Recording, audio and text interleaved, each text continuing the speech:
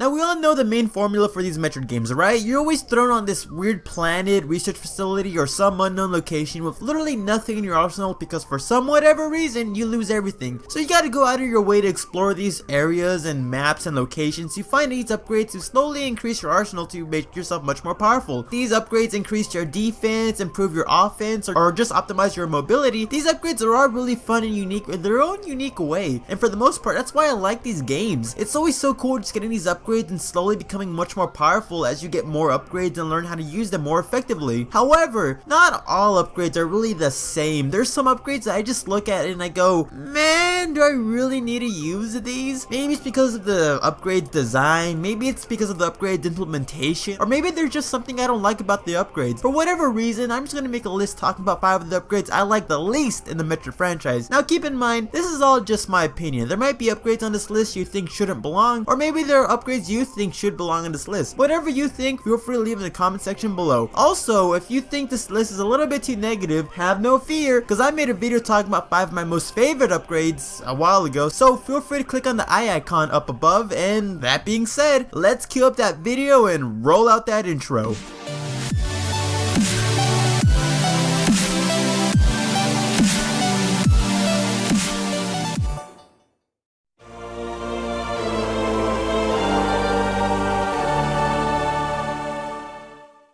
The general concept of the morph ball is pretty weird, let's be honest, but for some reason it's a really fun item to use, and there's a lot of upgrades I really love using with it, like the boost ball, which lets you boost around ramps, the power bomb, which lets you destroy entire waves of enemies, even the little jump ball lets you jump around mazes. It's actually a pretty cool upgrade. However, there is one upgrade for the morph ball I really don't like that much, and it's the spider ball. Now don't get me wrong, when it comes to the 3D Prime games, the spider ball was implemented pretty well with puzzles and even a couple of cool boss fights, and combine it with the boost ball, it's actually a pretty fun item to use. But in the 2D games like Metroid 2, Samus Returns, and even AM2R, the spider ball is just tediously slow and it really annoys me. With the spider ball being first introduced in Metroid 2, I guess it's understandable why it's kind of slow and kind of clunky to use, but the main gimmick is that it lets you climb up any surface. But when every surface is climbable, then it just makes me paranoid that I'm going to be missing something, so I have the innate need to just climb up everything. And when you have huge areas to explore, it gets really annoying when you gotta climb up entire walls, entire ceilings, only to figure out, I guess there was nothing to find, and you just wasted what, like a couple minutes exploring slowly up a wall and ceiling. It gets really annoying. And it's even more annoying when you get hit by enemies that were placed there strategically just to ruin your traversal. It's really annoying, and it kind of sucks that AM2R, which, you know, improved a lot of things from Metroid 2, still made the morph ball pretty slow and tedious. Then when Samus Return comes out, I guess they kind of solved the problem by making a lot of walls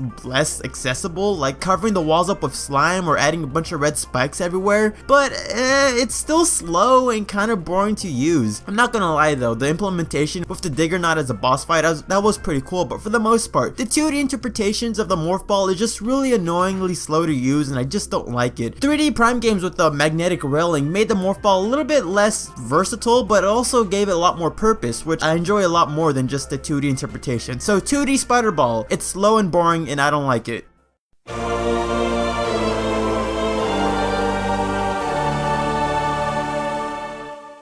Now there are a lot of beam weapons to talk about. Honestly, almost every single beam weapon is really fun and unique to use. Whether we're talking about the homing capabilities of the wave beam during the Prime games, maybe we're talking about the overpowered nature of the plasma beam cutting through enemies like butter, or maybe we're talking about that diverse selection of hunter weapons we see during the hunter games. There's a lot of beam weapons to talk about and they're all really fun to use. However, there's one beam weapon I really don't like, and it's just because of the concept, the long beam. Now honestly, how many of you actually remember that the long beam was an actual weapon? I forgot the long beam was an actual weapon, because honestly the long beam should be part of Samus's default weaponry. It's so essential, a beam weapon that goes across the whole screen. Without the long beam, Samus's beam weapon will just dissipate after a couple feet, which is annoying. It's stupid. Why is this a thing? It needs to be Samus's default weaponry. Imagine playing Super Metroid and you need to find the long beam, so you gotta waste a couple minutes finding this upgrade. Imagine playing the Prime games and having your beam weapon dissipate after a couple feet, so you gotta get up and close until you find the long beam. beam. Now I guess an argument can be made that the long beam is supposed to show the player that they're supposed to find these upgrades by exploring these labyrinths and all that, but I feel like the Morph Ball did a pretty good job in explaining this and showing us that we gotta find these upgrades. I feel like the long beam was just unnecessary when it comes to teaching the player of how to find upgrades. I just don't like the fact that this upgrade is a separate upgrade and not part of Samus's default weaponry, which I guess developers also noticed this too because it's only appeared in Metroid 1 and a remake, to be faithful. Every other game besides the first one has it as a default feature, which, you know, it's a good thing, but it still exists and I just don't like it.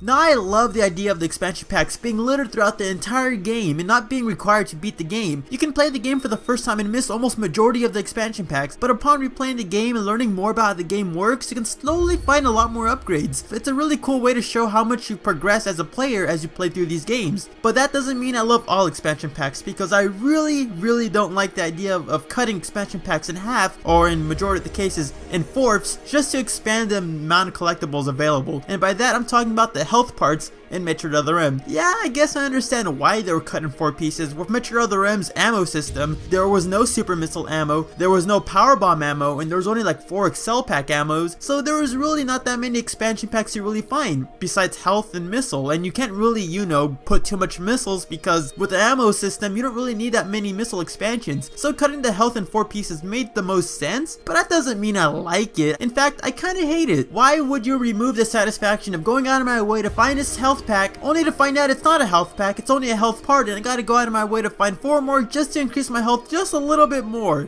I don't like it. I just don't like the concept. I don't like it when games like Legend of Zelda do it, and I don't like it when this game does it. Not to mention the fact that with the health expansions, if you were to get a health expansion, it would restart your health up to 100%. It's really cool and useful when developers put this in front of boss battles, so you know, give a chance for the player to be fully healed before a boss battle. However, with the health part, not only does it not heal anything once you retrieve it, but once you get all 4 pieces, it doesn't even heal you 100%, it only gives you 99 plus health, which removes one of the best bonuses for finding a health expansion. Not only do you need 4 pieces, but it doesn't even heal you 100%. What's the point of going out of my way to find these if I ain't gonna get rewarded? Well, I guess 100% completion is important, so I guess I go out of my way to find all 4 pieces, but it's just a chore.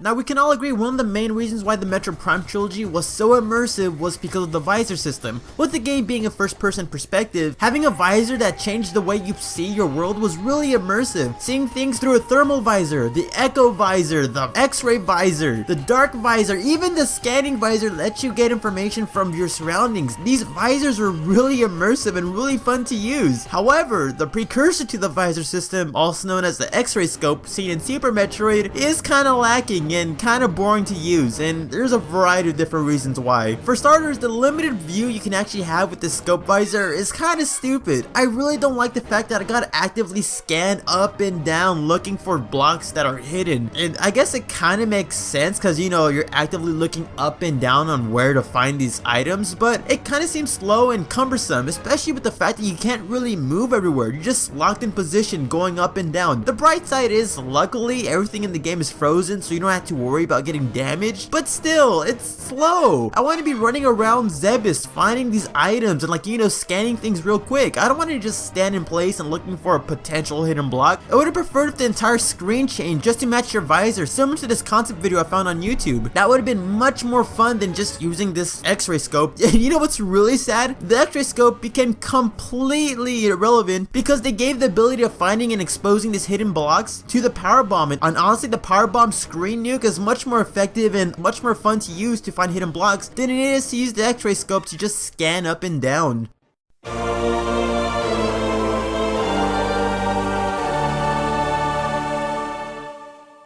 Now, in my video where I talk about my 5 favorite upgrades of all time, a lot of people asked me, what about the screw attack? Why didn't you mention the screw attack? I love the screw attack, why isn't it on the list? And all that sort of stuff. Well, to those people out there, you're gonna hate what I'm about to say right now, but guess what's number 1 on this list? The screw attack. Now, before you start getting your pitchforks, putting down your comments, and overall just being angry with me, you gotta hear me out. I love the screw attack, okay? It's overpowered, I love how it looks, jumping into enemies with a glowing aura of electricity. one-shotting a lot of enemies, the fact that you can combine it with the space jump for multiple attacks. The symbol of the screw attack itself is literally the representation of Metroid itself. This item is amazing, but the way this item is portrayed in the 3D Prime games, it kind of mutilated the screw attack in a weird way. Now obviously converting something from a 3D space into a 2D space is kind of difficult. You can't necessarily get things correct because on paper it might work, but mechanically it's going to be completely different. And when you compare the screw attack from the 2D game to a 3D game, yeah, they're completely different. In a 2D game, Samus becomes invulnerable to all damage and jumps into enemies to destroy them. In the 3D games, you couldn't really do that because you're not jumping from left to right. You have 360 degrees of angles to account for. So instead of doing the classic jump into enemies to destroy them, they decided to change the screw attack into jump a couple of times, maybe jump into a wall to do a wall jump, and that's about it. And that's what I don't like about it. It has the name screw attack. It should live up to the title of being the screw attack, but instead of it being the screw attack we all know and love, it becomes something of a wall jump, and that's what I don't like about it. Why call it wall jumping ability to screw attack? It would have made more sense to like get the power grip and justify Samus grabbing a wall and jumping left and right. That would have made more sense to me. But nah, let's not do that. Let's just add in the screw attack because why not? And not even the screw attack's main ability of jumping multiple times is even that useful. For the most part, it's going to be outmatched by the grapple beam since you might as well grapple over large distances instead of just jumping 5 times in a straight line. And don't even think about trying to jump into enemies because believe me, I've tried. It's hard to aim with the screw attack, so you might as well just stick to shooting from a distance instead of trying to get up close and personal with the screw attack, and that's why I don't really like this item that much. They converted a rewarding in-game item into a generic wall jump. Besides the name and the aura you get from jumping around, it's hashtag not my screw attack. But hey, that's just my opinion. What I want to know is what do you guys think? Do you enjoy my list? Do you agree with what I said? Or maybe you feel like there should be other items on this list, or maybe you think items shouldn't be on this list. I'd like to hear your guys' opinions, so feel free to leave them in the comment section. And also, just to plug this in real quick, I have a Discord server, so I kind of want to use it to interact with you guys more, you know, get some more ideas for like theories, lists, lore, or just talk to you guys if you guys want to talk. So if you want to join the Discord, feel free to click on the link below, and if you like Metroid content, feel free to click on the video above. It's a video where I talk about the possibility about how Phazon could return for Metroid Prime 4. It's a theory and all that, so you know, just take it at face value. This doesn't mean Phazon will return or even if it should return. It's just a small little theory. That being said, I'm the Metroid Trainer. I hope you like, favorite, and subscribe, and stick around for next time because I'll be seeing you later.